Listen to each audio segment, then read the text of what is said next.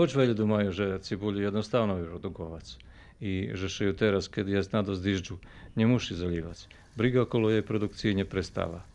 Neška naša ekipa u gospodincoch zaznačila roboty na zaštiti cibulji. У цибулі ще є стріпсу. Є зараз також векша популяція і муші ще, бо він знає, да справи великі шкоди. Тріпс, да об'ясним, то вші, željeni vši, bar zdrobni, ktori cicaju chlorofil i pravja veliki škodi, bo prehodza z jedne biljki na drugu i prenoša ih horoti, takže se to muši tretirati. Na večer se najavljuje znova diždž, takže sam odlučil da i keže su nje baš dajaki uslovi za pirskanje, da ipak sam se odlučil da opirskam na tu cibulju. A kiedy to bude efikasno za ohľadom na to mocný vietor?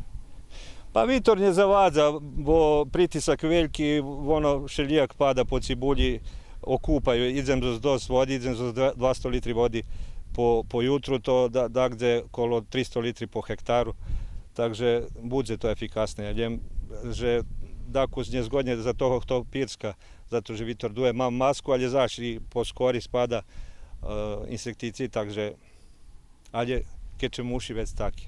Хоч не треба tego zaliwać, треба пірскати голем раз тижнево, бо ще хороти з'явили і кеше заліва, і кидиш пада.